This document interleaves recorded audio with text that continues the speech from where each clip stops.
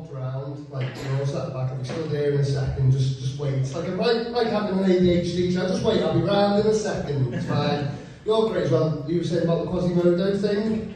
There's a difference between Quasimodo and my dad. Quasimodo had a hunchback and my dad never came back. I missed the first section. I like this front row here. I should put my own notepad, I think. But I missed the first section, so I'm just going to find out where I stand in terms of jokes. And some of these are old jokes. If you know the punchline, you can shout them out, don't mind. So, like, he's hard-faced, isn't he?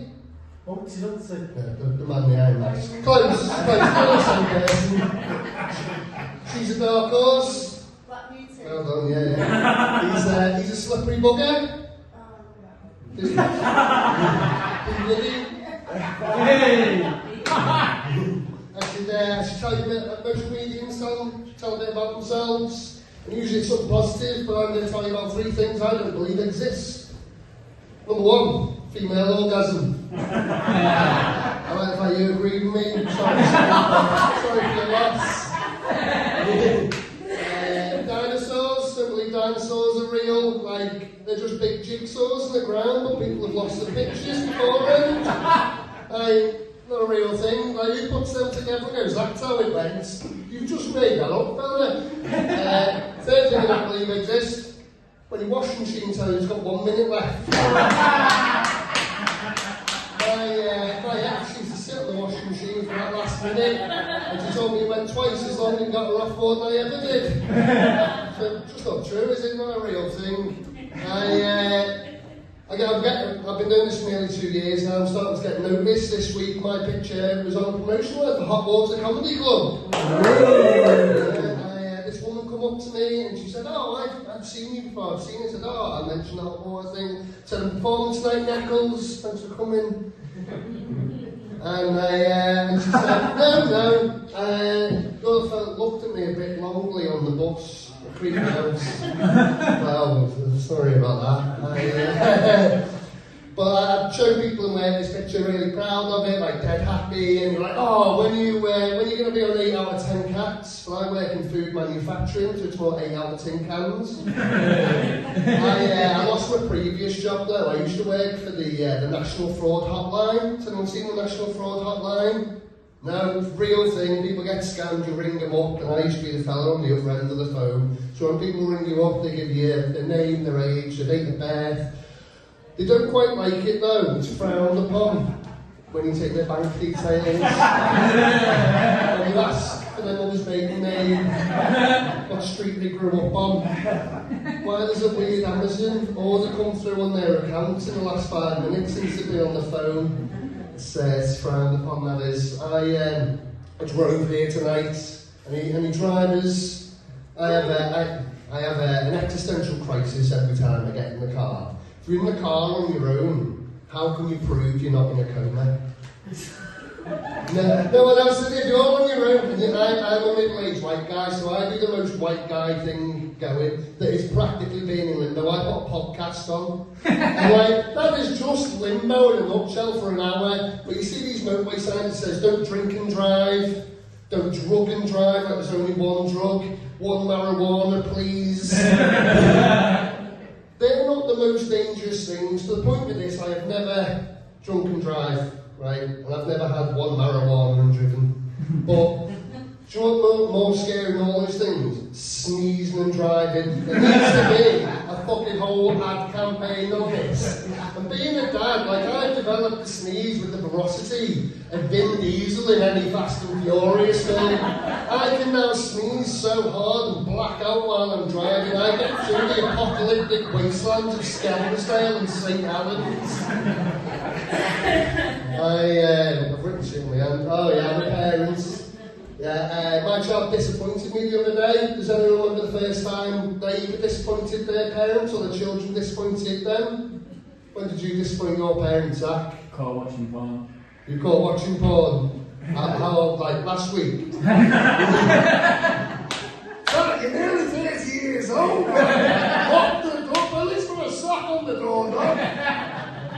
Jesus, you're not a trusty one, though. happened there. I'm sorry, Zach. It was unnecessary. Anyone else? When did your children disappoint you? You nodded solemnly then. Every day. I was thinking my son back to his mother's the other day. He disappointed me. Came out with something I never expected to hear. He went, Dad, I like to read the Daily Mail. He's 9. I'm wondering what he wants for Christmas. Is he going to ask for a superhero costume with the St. George's cross and a ladder? Not to pretend he's flying, but he can put a flag at half-mast on the lamppost. It's not right. It's not right at all. I'm going to look at my hand again. Oh, yeah.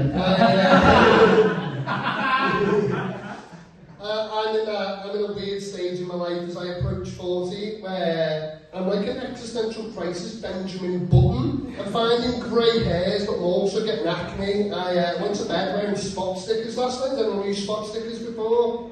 No, they're like things that help remove spots in the morning. And I went to bed looking like the bin dipper, the big dipper.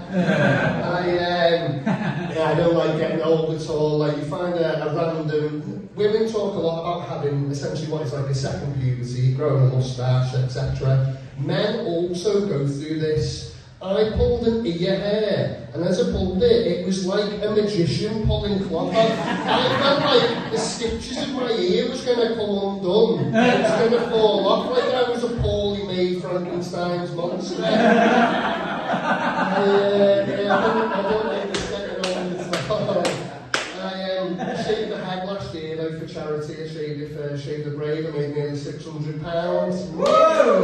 Yeah, I wanted to emulate one of my heroes of Britney Spears. But we were both just disguised in a mental breakdown. Really. I didn't look like Britney Spears though. I looked more like a well-known plasticine character. So let me just get my impression on it. We can all have a warm-up if we want. Like it's something out in it. It's usually the noise when I have a cry wank. Oh no, Grommets! We seem to have been fired from the BBC for sexual allegations. Greg Wallace is there. Greg Wallace. One place Greg Wallace isn't allowed anymore is near women. But I do have a girlfriend. I've got a girlfriend from Lancashire. Has anyone been Lancashire? Anyone from Lancashire? No, Brill, don't. There's not a lot there. Nice buildings, I suppose. But whenever I do like a good job in bed, man, I know I've done a good job because she goes, that will read good, that. Which means I'm it's one of the reasons I've put on a lot of weight in comedy. It's not the old mild alcoholism. But I'm going to finish up with this. We've been doing some bedroom role playing. Anyone done bedroom role play before? This full man nodding at me. No, right, you're all as vanilla as the room looks. So we've been doing some bedroom role playing. We started with the most popular one, which was Coldplay. But after 3 minutes, we were both bored and fell asleep. We next tried stroll play.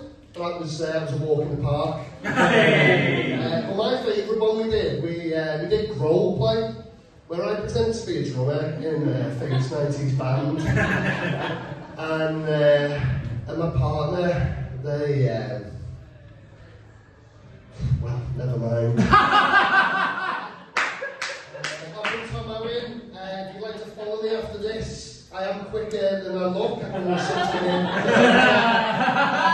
But I'd appreciate you following me on Instagram. Tom Owen Comedy. It'd be beautiful. Thank you very much.